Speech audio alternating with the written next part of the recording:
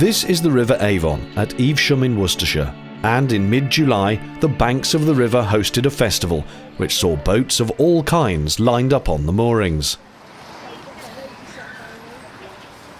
Some had heavily painted traditional water jugs on the roof known as buckby cans. Others were guarded by fearsome creatures.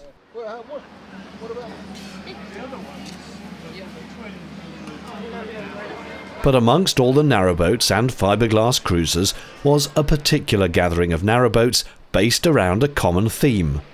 This is a Russell Newbery marine diesel engine, and 19 of the boats here had some version of this aboard, all members of the RN Register.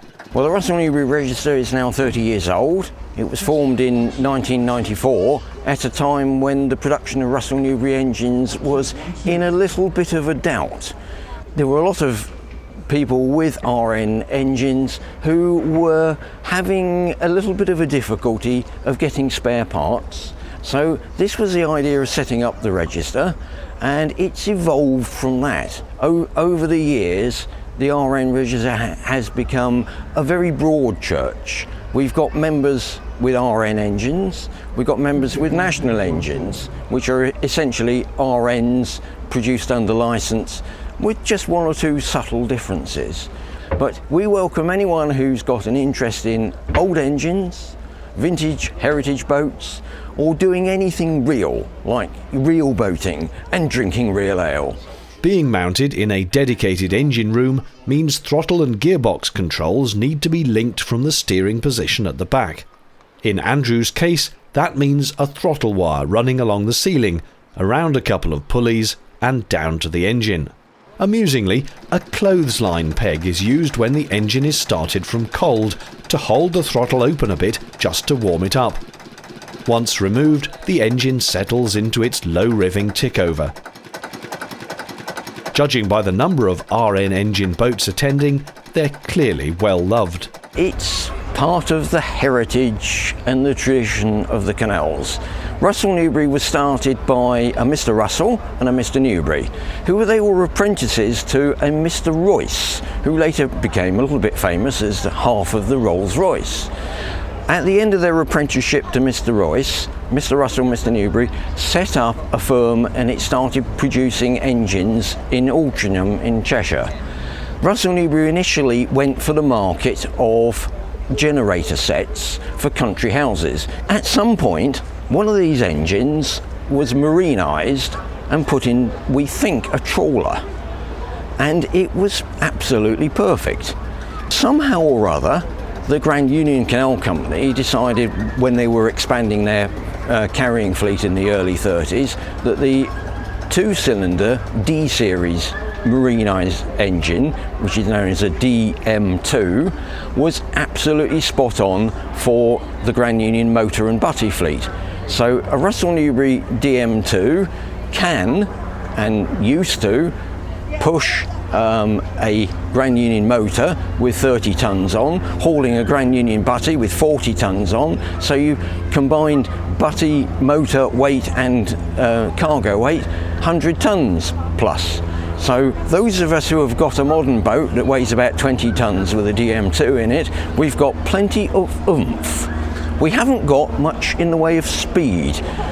RN powered boats don't go fast, but as I say to my crew, don't forget to untie the mooring ropes in the morning, otherwise we're going to be dragging the scenery with us. Slightly further along the line of moored boats, I found a prime example of the variety of RN engines being used on the inland waterways. It's a DM1, which means it's a single cylinder, and I know of only 4 or 5 of them in boats. This is the only one that's here at this rally this time. It was built in 1935, and it would have been a standing engine in either a factory or down a mine before it came onto the boat. At the bottom end of the rev counter it would be 9 horsepower, and at the top end maybe just getting towards 11. But because it's got such a large flywheel, and a large propeller on the boat, it actually is it's fairly powerful. So it's all about grunt rather than rev. Absolutely, yeah. Unlike some boats which have a pump to feed them fuel, this one is drip-fed by gravity from a day tank, which Bill has to manually pump full at the start of each journey. Working out how much is in the tank is equally sophisticated. You dunk a stick in it. It's this kind of thing that gives the engines their charm. And they're apparently easy to live with. Although the engines are a bit specialised, they are relatively straightforward. There's not a great deal to go wrong. And usually the bits that do wear out are the replacement items that would wear out on any other engine.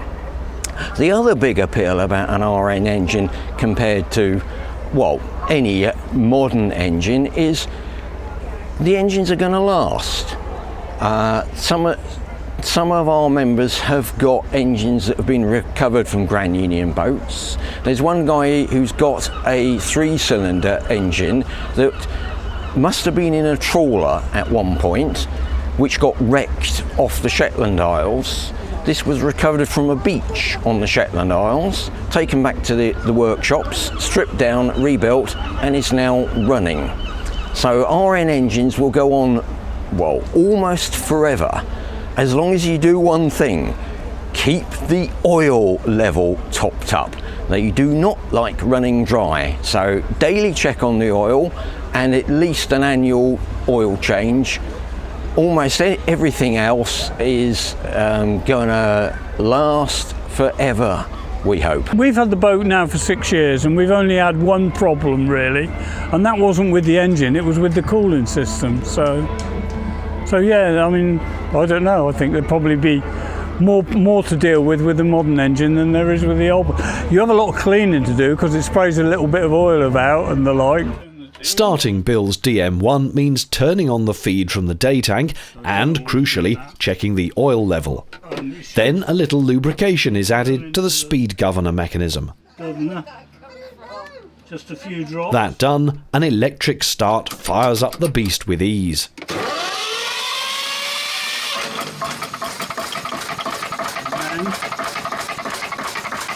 There's a switch to engage the alternator for battery charging, which is where an issue with these engines emerges. Because of the speed it turns over, the large flywheel, it means that the belt that drives an alternator is much slower than it is on a modern engine, so it doesn't produce the same amount of charge to the batteries.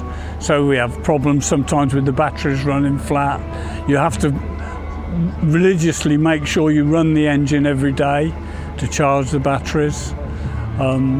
Whereas a modern engine might be charging them at 15.5 volts, we're charging them at 14.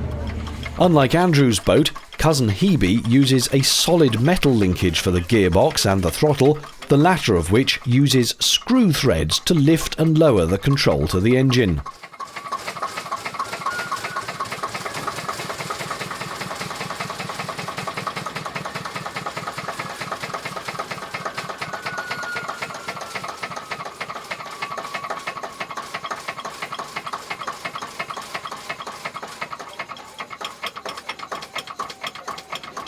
Another classic boat amongst the lineup was Tug No. 2, originally built 72 feet long but shortened to 40 in 1947. Hiding away inside is not a Russell Newbery, but a National. In practical terms, however, the two are very, very similar, with National having licensed their design from RN. It's a 2-cylinder, 18.5 horsepower, 4-stroke diesel engine. Long stroke, I believe the piston diameter is about 4 1/8 inches and the stroke is about 6 inches, so it's a put. It's rated at 1000 RPM, drives a 27-inch diameter propeller through a 2-to-1 reduction gearbox, so the propeller speed is half the crankshaft speed, so enormous torque. And the way she sits in the water, when she's running a cruising speed, she hardly leaves a mark in the water, You know, you see lots of boats with water buzzing out the back, but she doesn't do that. She just grips the water and pulls herself through it. These older, heavy diesel lumps are not going to win the boats any races, but they do have a shed load of grunt, and that by and large is what you want on a narrowboat. But I did wonder whether something more modern might be preferable. For me, a more modern engine would give me more power for river work than I've got, so I have to be patient with her punching up against a bit of fresh water on the River Avon, as we did earlier this week, because there was a little bit of fresh on after the rain. So yeah, there were one or two places where we weren't going over the ground very quickly against the stream. But then again, I mean, a three-cylinder, if I had one, would give me another 9 horsepower, so that would make a difference. But generally speaking, there are things I would change if I could afford to with the vintage engine. There's a little bit of oil loss, there's a little bit of smoke in the exhaust, and a little bit of soot, and I'd like to be rid of those things. But I think I'd rather, if I had the money, spend it on getting the National reconditioned than I would buying a different engine. And just as with the steam engine I featured in my last video, these Russell Newberys seem to talk to their owners. I find myself end up making chants that go to only another 3 locks to go tonight, only another sort of thing, with the beat of the engine.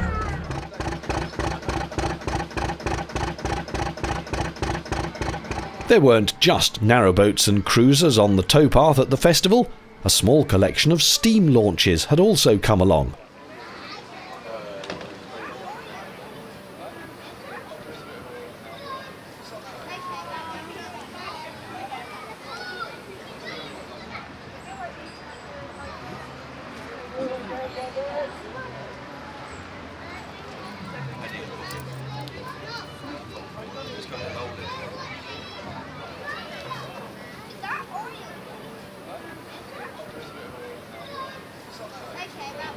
There were the usual stalls alongside, of course, with ice creams and other tasty treats. But if it's tasty you want, and it's not got a Russell Newbery engine, but I couldn't stop myself from having a look anyway, how about this fantastic 70-foot long wide-beam 1922 Lux motor Dutch barge? Steps lead into the accommodation from the wheelhouse, past an alarming sounding shower room. Then you walk into the main living area with galley and saloon, and in this case a drop-down bed due to guests staying aboard. It's incredibly light and airy due to the hatches overhead. The main bedroom is in the bow, again with plenty of light.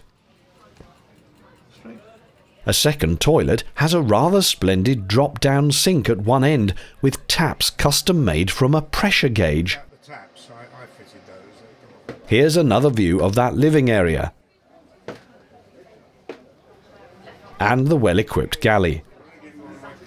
Up in the wheelhouse, the crew were having a lovely day. Cheers! The rear cabin houses something remarkable if you can get down the steep ladder. Look at this, a complete workshop, including, amazingly, a huge lathe which somehow was manhandled through the hatch into the room. Every boat needs a drill press, surely. And tools adorn the walls. What an Aladdin's cave to have on a boat.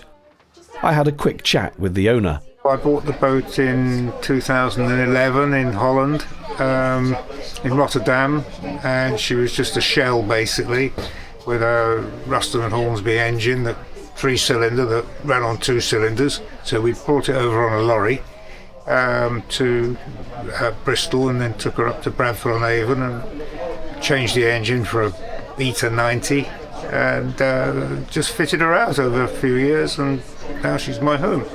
Back to the boats of the Russell Newbery Register, and although its purpose is notionally about the engines, there's actually something more special at the heart of it. The real value is a social value. I mean, some of these people, I only see them at a rally once a year, Others I'll see 2 or 3 times. Others I don't see anymore because they don't travel now because of their age. So you phone them, but it's a social network, and they're people that I love. You know, some of them are like really good old friends, and we've only had the boat for, this is going on 6 years, so I haven't known them that long, but it's like I've known some of them all my life. This is the 25th such rally of the RN Register, and whether you have a Russell Newbery engine, some other vintage lump, or just an interest in them, you'd be very welcome to join their family.